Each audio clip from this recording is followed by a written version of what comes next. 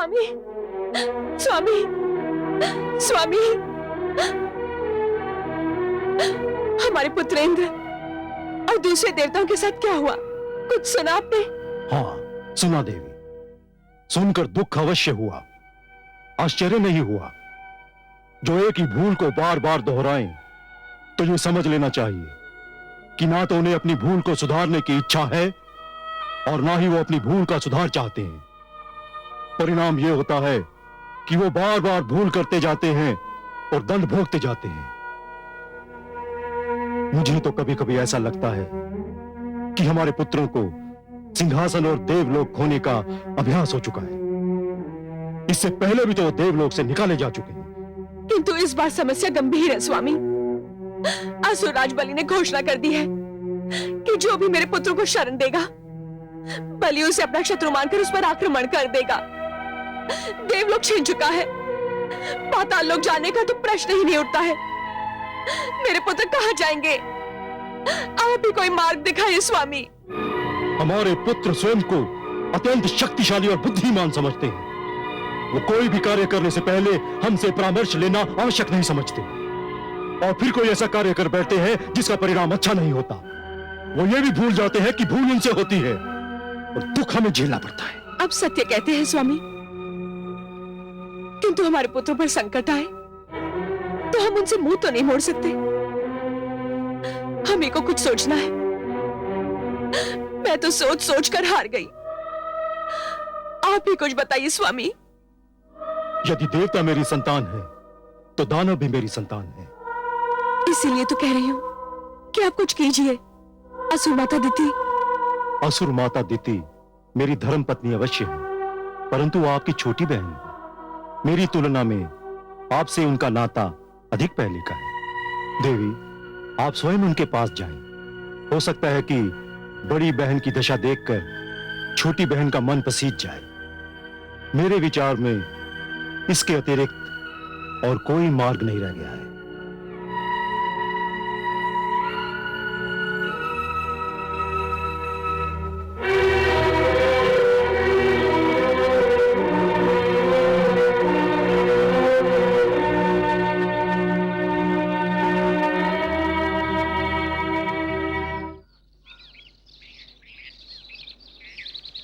दिति,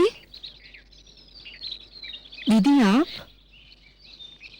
हाँ मैं। भीतर आइए। नहीं बहन, यही ठीक है। मैं तुमसे कुछ सहायता मांगने आई हूं। मेरी बात को ठुकराना मत। ऐसी क्या बात है दीदी? बलि तुम्हारा प्रपौत्र है। ओह, तो ये बात है। बलि ने मेरे पुत्रों को घर से बेघर कर दिया है। और आपके पुत्रों ने बलि के साथ क्या व्यवहार किया था? उनसे भूल हो गई बहन। और ये भूल पहली बार तो नहीं हुई। आपके पुत्रों ने कई बार मेरे हृदय को अपनी भूलों से घायल किया है। मैं उन्हें भूलने का प्रयत्न कर ही रही थी, किंतु आपने आकर फिर उनका स्मरण करा दिया। आप चाहती हैं कि मैं इस झगड़े में हस्तक्षेप करूं? हाँ, इसीलिए तो मैं तुम्हारे द्वार पर आई हूं। परंतु मैं क्यों हस्तक्षेप करूं दीदी? इसलिए कि यदि एक बहन पर कोई संकट आए तो दूसरी बहन को उसकी सहायता करनी चाहिए। मुझ पर भी तो कई बार संकट आए, मेरी तो किसी ने सहायता नहीं की।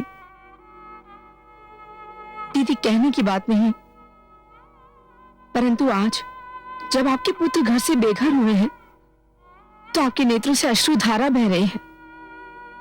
परंतु आपके पुत्र ने जब मेरे विरोचन को मार कर जला डाला था और जब आपके पुत्रों ने अकेले बलि को घेर कर उसका शरीर छलनी छलनी कर दिया था, बड़ी निर्दयता से उसकी हत्या कर दी थी, तब आपके नेत्रों से अश्रु की एक बूंद भी नहीं टपकी थी। दीदी, यदि आप माता हैं तो मैं भी माता हूं दीदी। अपने पुत्रों पर अत्याचार होता देख मेरा मन भी तड़प उठता है। मेरी बात तो सुनो दीदी। मेरी कुटिया में आपका स्वागत है। मेरे मन में आपके लिए अपार आदर है, परंतु मुझे खेद है मैं इस विषय में आपकी कोई सहायता नहीं कर सकती। दीदी,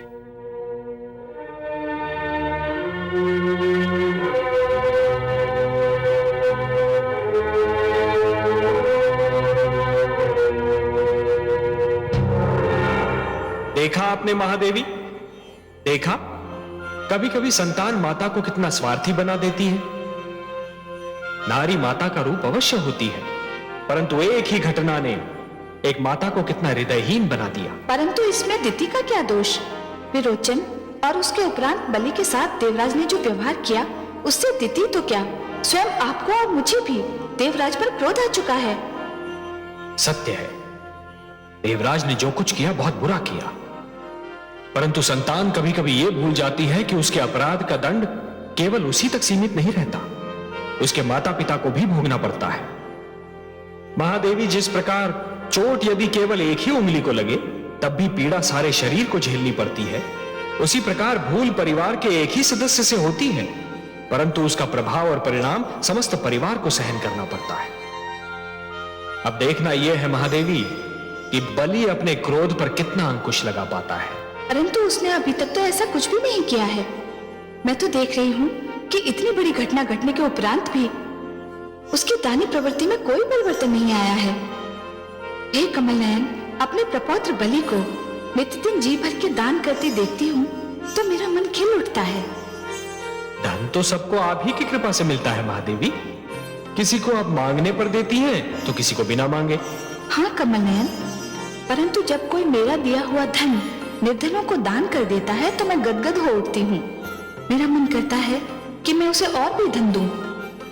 इसका अर्थ महादेवी कि आप अपने प्रपौत्र बलि का कोष कभी रिक्त ही नहीं होने देंगी। हाँ कमल नयन, मेरे धन का वो सदुपयोग कर रहा है। मैंने तो निर्णय किया है कि कभी भी उसे धन की कमी का आभास नहीं होने दूंगी।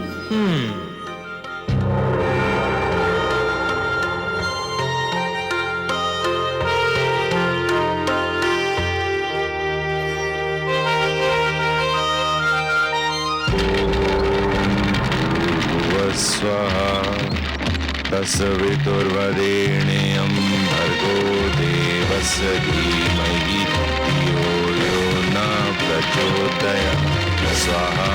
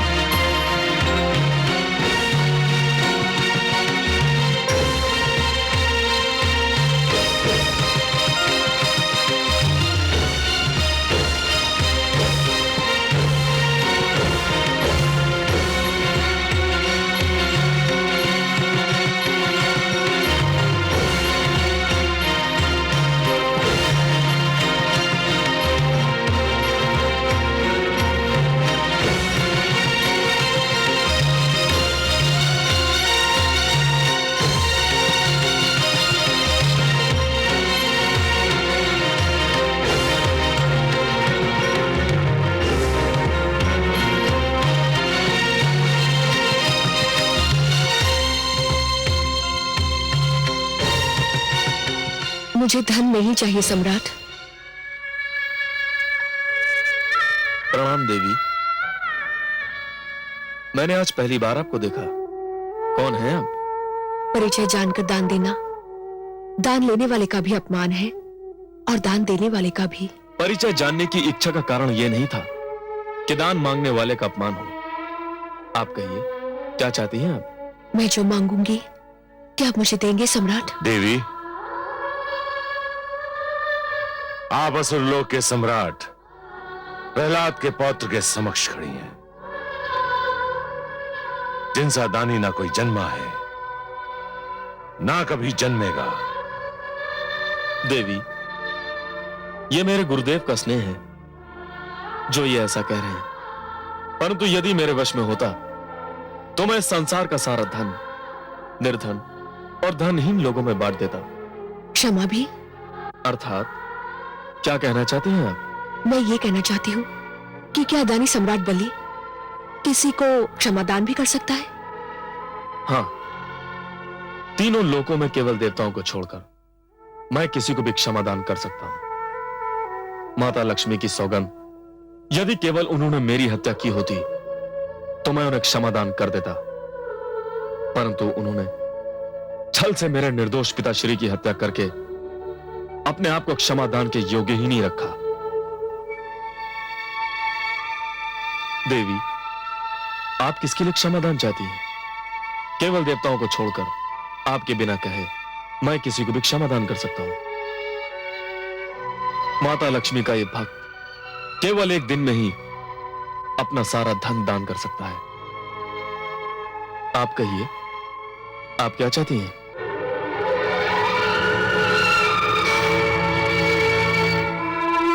मुझे खेद है, आप निराश होकर जा रही हैं देव माता। क्या कहा? देव माता? देव माता, मुझे क्षमा कर दीजिएगा देव माता, मैंने आपको निराश किया, किंतु आप मुझसे आशीर्वाद लेने का अधिकार मत छीनिएगा देव माता।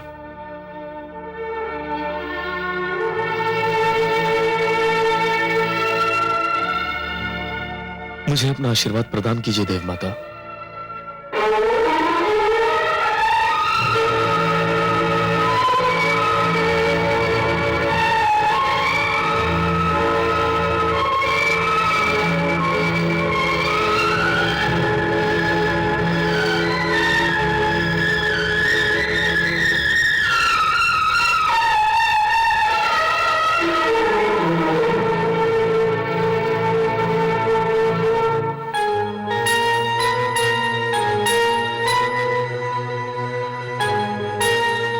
हे माता, हे महादेवी, आप निर्धन को भी मुस्कुराकर देख लें तो वो धनवान हो जाए, और धनवान से रुष्ट हो जाए तो एक क्षण में कंगाल हो जाए। आप जिस चौखट पर पग धरें वो स्वर्ण की हो जाए, और आप जिस घर को छोड़ दें वो नर्क समान हो जाए। तीनों लोक में ऐसा कौन है जो आपकी कृपा दृष्टि नहीं चाहता? आप जीवन की सबसे महान आवश्यकता है, आप जीने का महानतम साधन है। संसार की सारी हलचल, सारी चहल पहल आपके बल पर है। आप प्रसन्नता का आधार है माते। मुझ पर सदैव अपनी कृपा बनाए रखिए, मुझ पर सदा अपनी कृपा दृष्टि रखिए। आपकी कृपा के बिना मैं कुछ भी नहीं हूं माते। मेरा यश कुछ नहीं, मेरा मान सम्मान कुछ नहीं। सिद्ध बुद्धि प्रदे देवी, भक्ति मुक्ति प्रदायिनी, मंत्रपूते सदा देवी, महालक्ष्मी नमोस्तुते।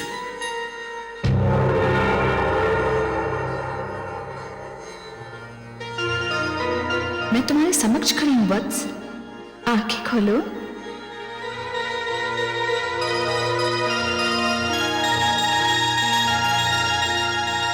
माता,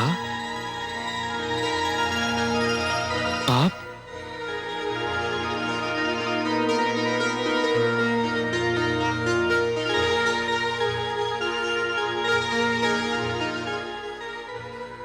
माता, मैं अपने भाग्य पर जितना भी गर्व करूं कम है। मेरे ये नेत्र इस योग्य नहीं कि आपके दर्शन पाकर तृप्त हो जाएं। मैं दीनहीन केवल आपकी कृपा पर ही आश्रित हूं।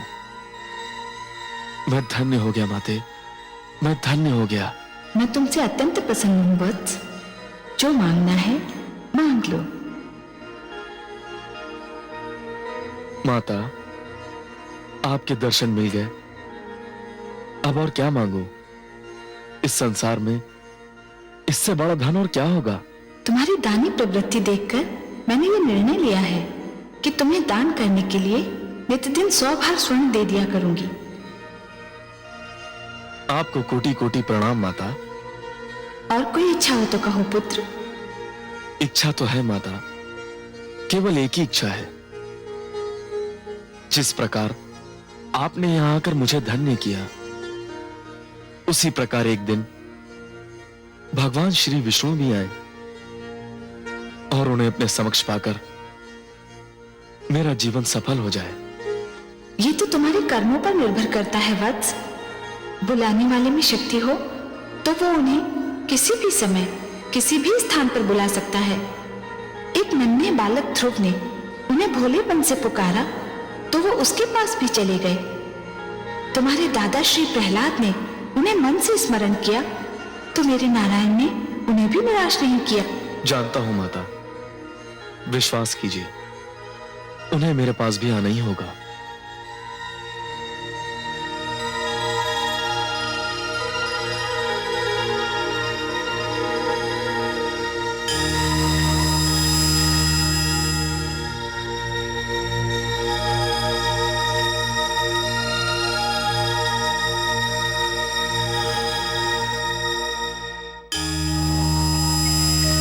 नारायण नारायण।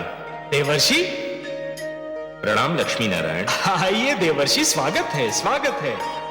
इतने दिनों के उपरांत दर्शन दिए, कहां रहे? जहां भी रहा आपका ही नाम जपता रहा, आपका ही गुणगान करता रहा। हे प्रभु, ओम नमो भगवते वासुदेवाय जपने के अतिरिक्त मेरा और कार्य ही क्या है। परंतु माता के दर्शन नहीं हो पा रहे हैं। माता कहां चली गई? देवर्षि, आपकी माता को समस्त त्रैलोक्य में कृपादान करने से अवकाश कहां? वो तो चाहती हैं कि समस्त संसार में कोई भी व्यक्ति निर्धन ना रहे। जहां भी वो जाएं, स्वर्ण की वर्षा कर दें। सत्य कहा आपने। माता का हृदय इतना विशाल है कि वह धन बांटते बांटते नहीं थकती। परंतु एक बात है प्रभु, कह दूं? कहिए कहिए, वैसे भी कोई बात कहने से कोई आपको रोक थोड़ी ना सकता है देवर्षि, कहिए। माता के बिना विष्णुलोक अधूरा सा लगता है। कहां है वे? विष्णुलोक? देवर्षि, आपकी माता के बिना तो स्वयं भगवान विष्णु अधूरे लगते हैं। समस्त संसार मुझे लक्ष्मी नारायण अकारण ही नहीं पुकारता। देवर्षि, इस समय वो अपने प्रपौत्र बलि से मिलने गई है। बहुत प्रसन्न है वो उसके दान पुण्य से, उसे आशीर्वाद देने गई है। और आप तो जानते हैं अपनी माता का स्वभाव, जिस पर प्रसन्न हो जाए उसके भंडार भर दे। यह तो मैं जानता हूं लक्ष्मी नारायण, परंतु इसके पीछे आपकी क्या लीला है, यह जानने का प्रयत्न कर रहा हूं। अर्थात हे पद्मनाभ, एक और आपने देवताओं के सिर से हाथ हटा लिया है, दूसरी ओर माता बलि पर कृपा पुष्प बरसा रही हैं, और तीसरी ओर मानव लोक में देवराज और अन्य देवताओं की पूजा आरंभ हो गई है। मैं ये तो जानता हूं लक्ष्मी नारायण कि ये सब आपके संकेत पर हो रहा है, पर क्यों हो रहा है ये नहीं समझ पा रहा हूं। हे वर्षि, क्या प्रसन्न नहीं है कि जिन बेचारे देवताओं की पूजा बलि ने बंद करवा दी थी, उनकी कहीं तो पूजा हो रही है, कोई तो पूजा कर रहा है। आप तो जानते हैं देवर्षि कि हमारे देवराज इंद्र की एक बड़ी दुर्बलता है। उन्हें यह लगता है कि कोई उनकी पूजा ना करे तो उनका महत्व घट जाएगा। बेचारे देवताओं को कहीं तो आश्रय मिला, मानव लोक में ही सही। मैं जानता हूं कि आप मुझे अभी कुछ नहीं बताएंगे, किंतु हे लक्ष्मी नारायण, आपकी सुंदर हंसी मुझे बहुत कुछ बता रही है। अच्छा, मेरी सुंदर हंसी में आपको किसी कथा का आभास हो गया क्या?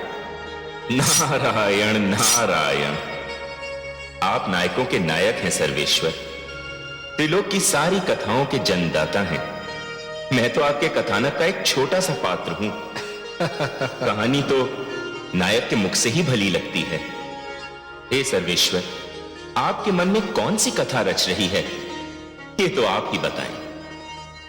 आप ठीक समझे देवर्षि, एक कथा की रचना तो अवश्य हो रही है, पर उसका चरम बिंदु कब, कैसे और कहां आएगा, इसकी प्रतीक्षा तो स्वयं मैं भी कर रहा हूं। आप भी कीजिए।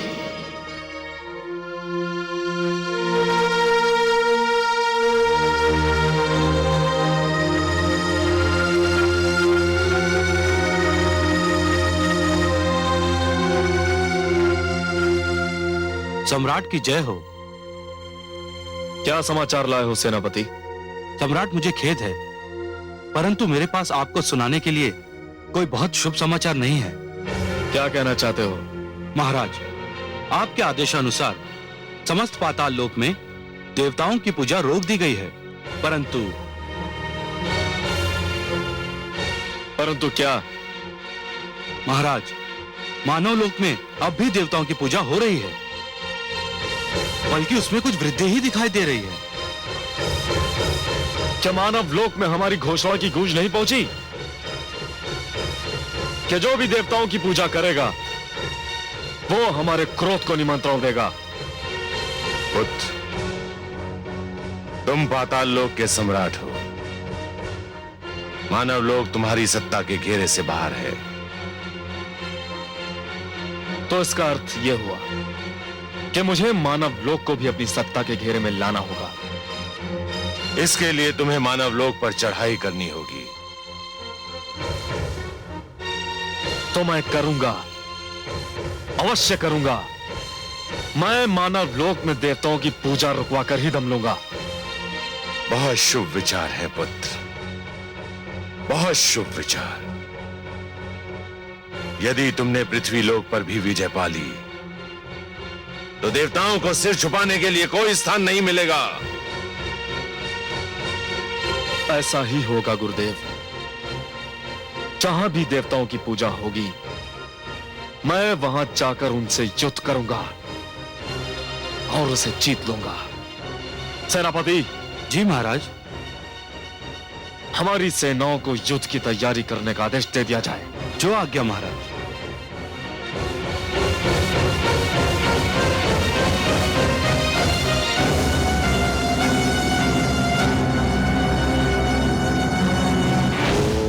ओम नमो भगवते वासुदेवाय।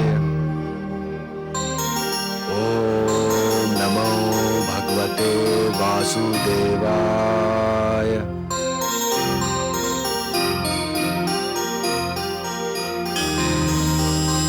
नारायण नारायण। पुत्र प्रहलाद। देवर्षि प्रणाम। देवर्षि आयुष्मान भव। देवर्षि, आपने मुझे अचानक दर्शन देकर धन्य कर दिया। आपकी पवित्र वाणी से नारायण का नाम सुनने को मेरे कान तरस गए थे। मुझ पर बड़ा उपकार किया आपने इस वन में पधार कर। मुझे भी तुमसे मिलकर बहुत प्रसन्नता होती है। तुम्हारे जैसे शिष्य की खोज मुझे इस वन से उस वन में फिराती रहती है, परंतु सत्य तो यह है कि तुम्हारे जैसा शिष्य मिलना बहुत कठिन कार्य है। मेरे जैसा शिष्य मिलना तो केवल कठिन है, परंतु आप जैसा गुरु मिलना असंभव है। मुझे गर्व है कि त्रिलोक के महानतम गुरु के चरणों की धूल से मैं तिलक कर सका। परंतु हे देवर्षि, यद्यपि आपका मेरे पास आना मेरा परम सौभाग्य है, परंतु मुझे विश्वास है कि आपका आना अकारण नहीं है। ऐसी कोई बात नहीं है शिष्य। मुझे ये तो ज्ञात है कि संसार को त्याग कर संन्यास ले लेना बहुत महान कार्य है। मैं तो ये जानने के लिए भ्रमण कर रहा था कि संन्यास का सबसे बड़ा लाभ क्या है।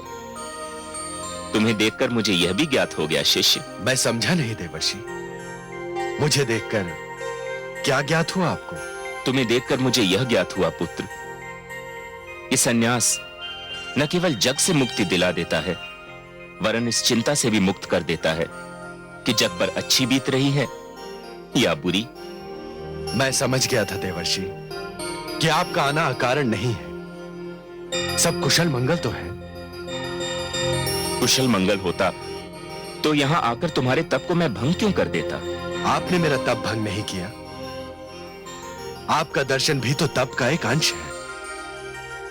परंतु मैं ये अवश्य जानना चाहूंगा कि कहीं कोई असाधारण घटना तो नहीं घटी? मेरा पौत्र बलि कैसा है? तुम्हारा पौत्र बलि तो सकुशल है, परंतु उसके कारण दूसरों की कुशलता संकट में पड़ सकती है। देवर्षि, आपने ये कहकर मेरी व्याकुलता को बढ़ा दिया है। कृपया स्पष्ट कहें कि क्या हो रहा है? तुम्हारे पौत्र बलि ने मानव लोक पर आक्रमण की घोषणा कर दी है। मानव लोक पर आक्रमण? मुझे यह तो ज्ञात है कि पुत्र विरोचन की हत्या और स्वयं उसके विरुद्ध किए गए देवताओं के अभियान से वो बहुत क्रोधित है, परंतु इसमें मानव और मानव लोक कहां से बीच में आ गया? देवताओं की पूजा पाताल लोक में तो बंद हो गई है, किंतु मानव लोक में अब भी हो रही है। तुम्हारे पौत्र को इसी बात पर क्रोध आ गया। परंतु यह तो सर्वथा अनुचित है। उसे कोई रोकने टोकने वाला नहीं। कौन रोक टोक सकता है उसे? तुम वहां हो नहीं, रहे दैत्य गुरु शुक्राचार्य, तो वो तो इस बात से आनंद ले रहे हैं कि अब उनके और बलि के बीच कोई और नहीं आ सकेगा। तो फिर आप ही कोई उपाय बताएं देवर्षि। मुझे विश्वास तो नहीं, किंतु संभव है कि यदि तुम बलि को समझाओ बुझाओ तो वो समझ जाए। यदि यही मार्ग रह गया है तो मैं इस वन को छोड़कर असुर लोक अवश्य जाऊंगा। मैं रोकूंगा उसे इस अनर्थ से। नारायण नारायण।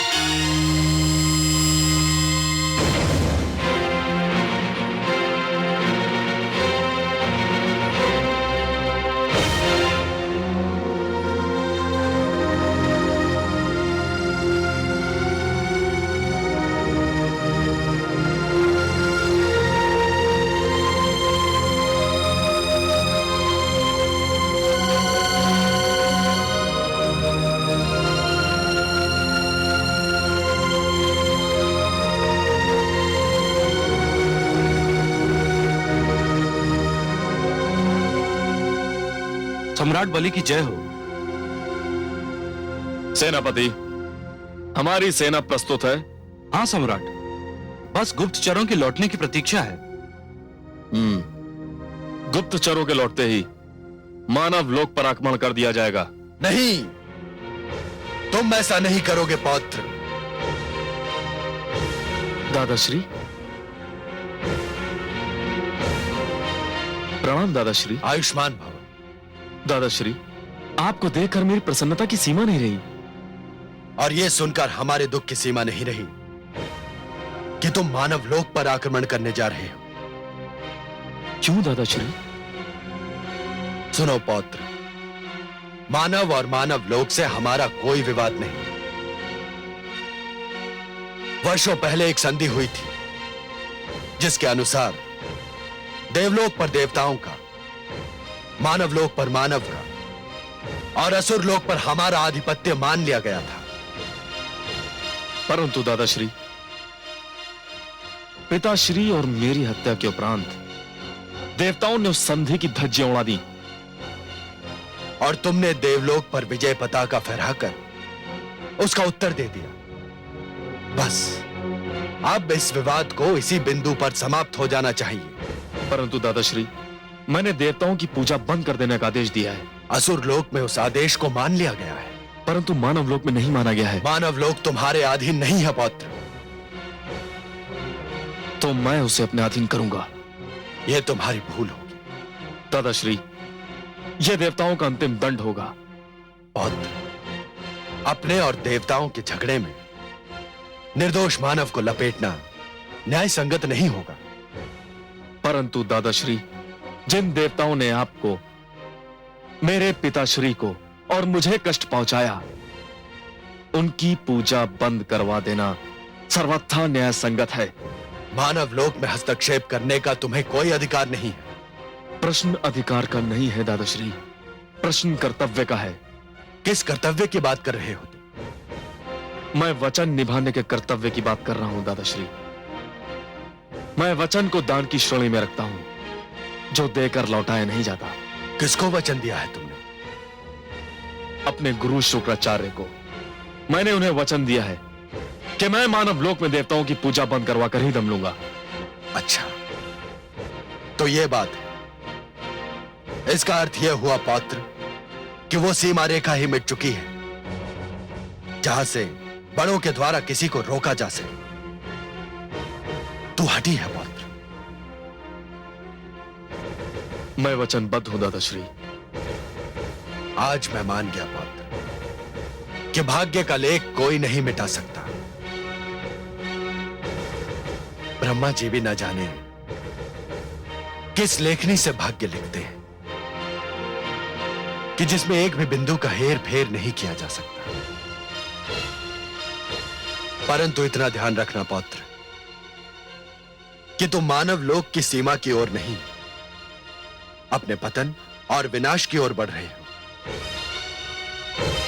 और मेरा दुख यह है कि इसका परिणाम जानकर भी मैं तुम्हें नहीं रोक सकता, नहीं रोक सकता।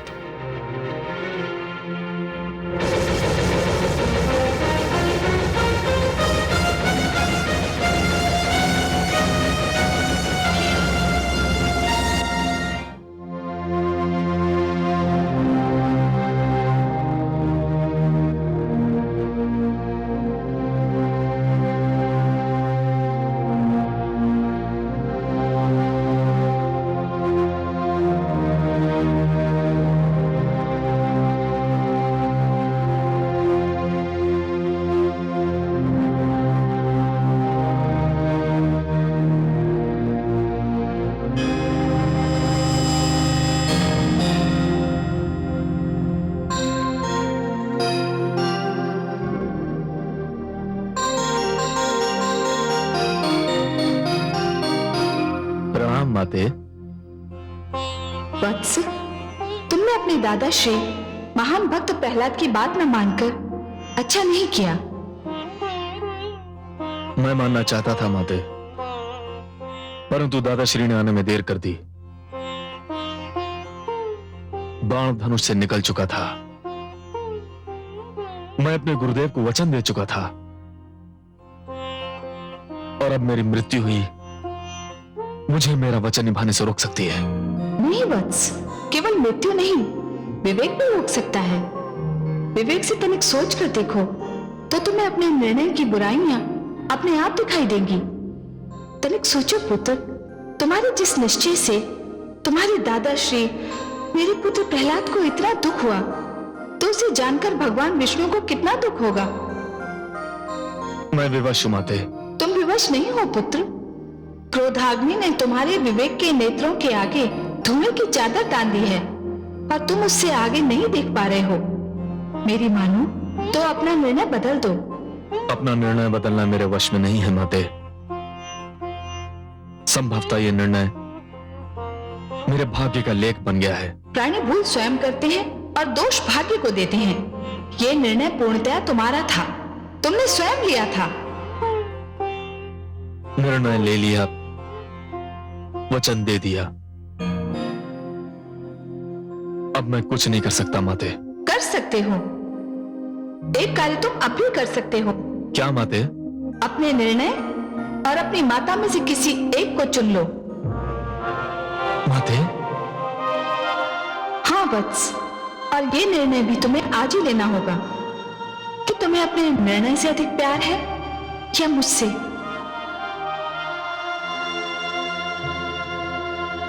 तुम्हारे इस मौन को मैं स्वीकृति समझूं या अस्वीकृति?